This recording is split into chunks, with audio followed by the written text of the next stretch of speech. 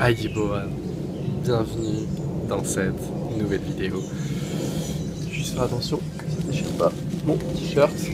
Je sais pas si vous avez remarqué, dans la description il y a ma boutique en ligne. Et ce t-shirt là vient de cette boutique, tout simplement. Et ils sont vraiment jolis, franchement, au-delà de l'aspect écriture quoi. Ils sont aussi bio. Et de très bonne qualité. Et du coup c'est confortable, au-delà de l'aspect écologique, c'est confortable parce que le coton ça gratte, enfin moi en tout cas ça gratte beaucoup. Après ça dépend des gens, c'est peut-être pas votre cas. Mais voilà, bref, c'était le petit instant promotion. Aujourd'hui on va parler de la peur. La peur avec un grand P.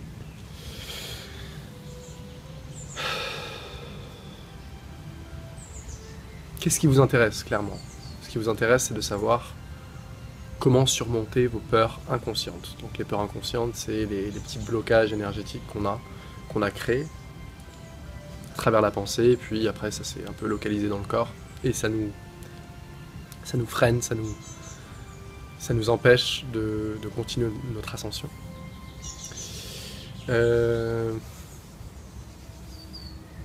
y a deux manières vraiment d'appréhender une peur et de l'accepter finalement. Alors déjà, avant de parler des deux façons de faire, il faut savoir que vous n'avez pas peur. Vous, la présence, l'être qui est, vous n'avez pas peur. Ce qui a peur, c'est l'image, l'ego que vous essayez à tout prix de défendre, qu'on essaie tous de défendre, je me mets évidemment dedans, évidemment. Qu'on essaie tous de défendre à tout prix. Donc c'est pas la situation en elle-même dont vous allez avoir peur, typiquement. C'est l'émotion qui va sortir de cette situation.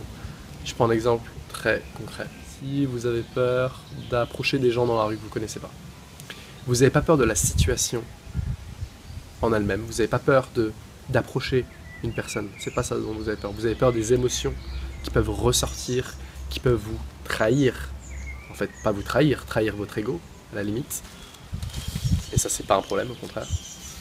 C'est ça dont vous avez peur. Vous n'avez pas peur de la situation en elle-même. Pareil pour la parole en public, énormément de gens qui ont peur de parler en public. C'était mon cas pendant longtemps, c'est pour ça que j'en parle. C'est pas parler en public qui nous fait peur. C'est l'émotion, les émotions qui ressortent pendant qu'on parle en public. Énorme différence, mais vraiment énorme différence. Et donc ça veut dire quoi? Ça veut dire que c'est irrationnel. Parce que c'est pas la situation dont on a peur, c'est l'émotion qui ressort dans cette situation. C'est que tout le monde voit, oh là là, il est émotif, oh là là, elle est émotive, elle est stressée, elle est pas bien, elle est faible. Donc notre ego qui veut toujours être fort, toujours être sérieux, toujours gagner sur tout le monde, abattre tout le monde, et survivre finalement, bah lui évidemment qu'il a peur. Parce qu'il veut montrer aucune faiblesse. L'ego n'est jamais vulnérable. L'ego ne rigole jamais.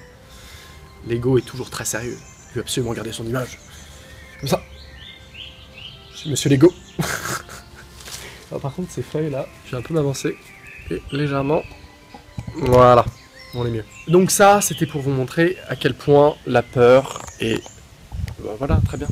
Est irrationnelle. Mais ça sert à rien de le dire, il faut l'expérimenter. C'est pas avec la pensée qu'on résout une peur. Parce qu'en fait, la peur, à la base, vient de la pensée. Donc on peut, dans certains cas, mais on peut difficilement, surtout si c'est une peur bien ancrée dans notre psyché et du coup dans notre corps, parce que les peurs créent des blocages énergétiques. Et donc si c'est bien ancré dans notre corps, c'est compliqué quand même de s'en débarrasser juste par la pensée. C'est pour ça que moi j'aime bien les approches comme l'hypnose pour soigner les peurs, la sophrologie, ce genre de choses. Ça va vous relaxer, ça va en fait vous débarrasser d'une certaine manière de ces petits blocages énergétiques sur le corps. Par contre, ça ne va pas résoudre le problème psychique, c'est-à-dire typiquement si vous avez peur, on va prendre une autre peur, si vous avez peur du saut en parachute, bon c'est pas un très bon exemple, si vous avez peur, si vous avez le vertige, tiens, extrêmement courant, donc encore une fois c'est pas la hauteur dont vous avez peur en soi, c'est la sensation, les jambes qui tremblent, l'émotion que procure le vertige, comme j'en ai parlé avant. Donc l'hypnose, la sophrologie, ce genre de choses, va vous aider à vous débarrasser des symptômes à la limite physiques, et encore, ça va les apaiser. Mais par contre, vous aurez toujours peur dans votre tête.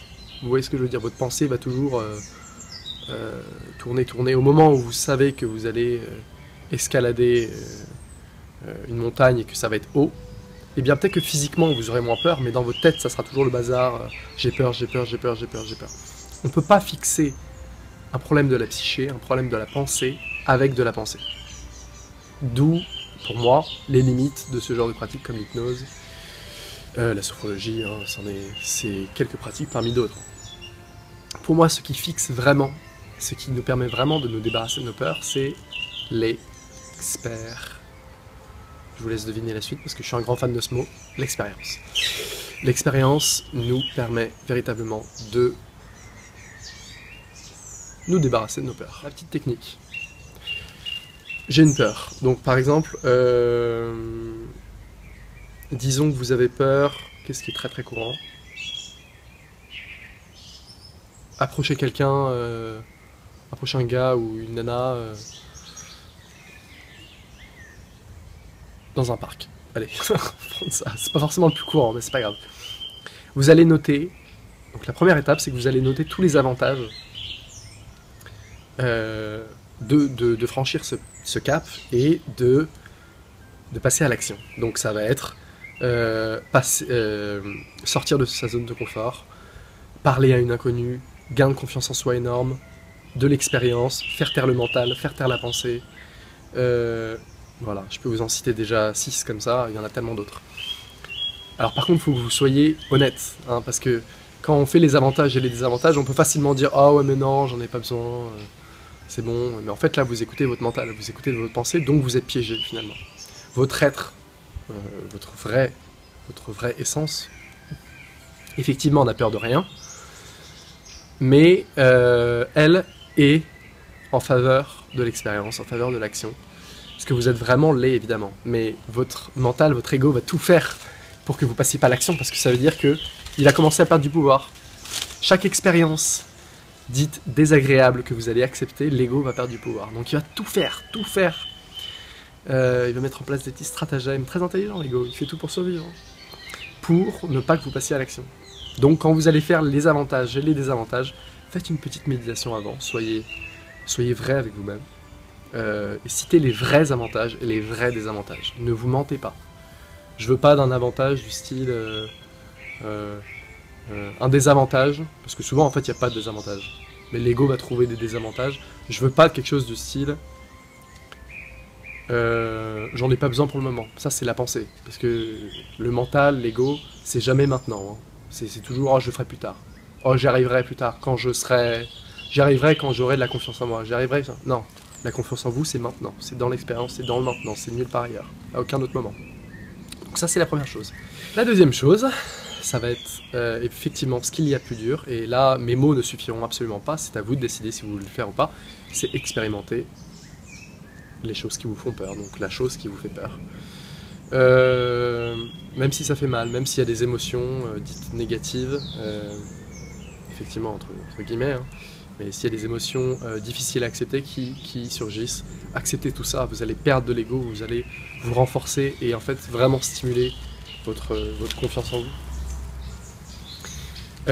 Donc voilà, ça c'est la deuxième étape, c'est faire l'expérience de la chose.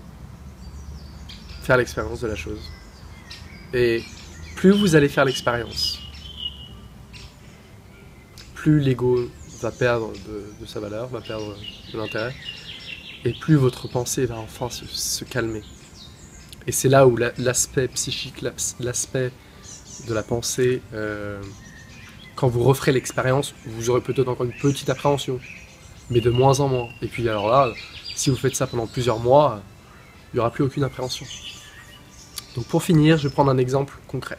Moi je fais beaucoup de prospection téléphonique, hein, parce que je suis en commercial, je ne sais pas si je vous en ai parlé, donc je sais entre guillemets de quoi je parle, même si je débute. Hein. Ce qui est très difficile au début, c'est d'appeler des gens en cold call, comme on appelle ça, donc des gens que vous connaissez pas, que vous appelez Bonjour monsieur, je me présente, Maxime Wessel, je viens de telle société, est-ce que je peux avoir 5 minutes de votre temps? Et souvent on prend des noms, on prend des bâches, on prend des... Voilà. Très difficile, très difficile. Au début ça me terrifiait ce genre de choses. Appeler quelqu'un, en même temps ça fait peur, je vais pas vous mentir. Appeler quelqu'un comme ça à l'improviste, essayer en 1 minute, parce qu'en soi on a 1 minute en général, avant que la personne dise soit je suis pas intéressé, j'ai pas le temps, je raccroche, etc. Vous avez 1 minute pour convaincre. Et au début j'ai évidemment galéré, et je galère toujours, mais je m'améliore. Et ça j'avais énormément d'appréhension au début, énormément d'appréhension, parce que c'est difficile, c'est normal qu'il y ait un peu d'anxiété. Je l'avais jamais fait, et puis c'est pas quelque chose de facile. Très peu de gens sont véritablement à l'aise au téléphone. Moi, je m'en rends compte maintenant. Très peu de gens. C'est très difficile d'être véritablement à l'aise. Mais typiquement, si vous l'êtes, bah, vous allez avoir un avantage pour la suite. C'est logique. Et c'est en faisant, en répétant, en répétant, en refaisant, en faisant, en répétant. Et en vous inspirant de gens qui l'ont fait pendant très longtemps. Ça a été mon cas, j'ai de la chance d'avoir ça. Donc, ce que j'ai fait, je me suis dit, ok Maxime, t'as peur d'un truc irrationnel là. Tous les avantages ils sont là. Toc toc toc, être plus à l'aise en public, être plus à l'aise au téléphone, être plus à l'aise, vaincre sa timidité, même si de base j'avoue que je suis pas quelqu'un de très timide. Mais tout le monde a un bout de timidité, hein, tout le monde a un peu de timidité, à plus ou moins grand degré. Donc j'ai cité tous les avantages. Et après je me suis dit allez t'y vas. Et juste avant d'y aller, j'ai relu les avantages. J'ai regardé les désavantages, j'en avais pas. Je me suis dit ok tu fonces. Hop j'ai foncé. J'en ai fait des dizaines, des cinquantaines, et puis j'apprends tous les jours. Et maintenant ça me fait évidemment beaucoup moins peur qu'il y a 3 mois. C'est comme ça, il n'y a pas de secret. Et ça, c'est pas l'hypnose, c'est pas la méditation, c'est pas quelconque pratique qui va enlever ces petites anxiétés. L'homme est naturellement anxieux. Surtout les gens qui sont un peu... qui ont une hypersensibilité, et non qui sont hypersensibles, grosse différence. Mais les gens qui ont une hypersensibilité, je vais y arriver, sont en général particulièrement anxieux, stressés. Et voilà. Et c'est la vie, il faut accepter tout ça. Il faut accepter cette anxiété, il faut accepter ce petit stress, et puis après ça part. Ouais. Il faut pas essayer de le comprendre, de trop l'analyser, parce qu'en fait il n'y a rien à analyser, c'est pas la situation dont vous avez peur encore une fois, c'est l'émotion que cette situation procure. Voilà, bon, j'espère que cette vidéo vous aura plu. Si ça vous a plu, mettez un petit pouce bleu en l'air. Bien, je vous dis à bientôt pour une prochaine vidéo. Je sais que j'ai oublié mon micro, donc peut-être que le son est un peu moins bon que d'habitude. Si c'est le cas, je m'en excuse d'avance. Et je vous souhaite un très bon... On est quel jour? Très bonne fin de mardi, peu importe. Peace.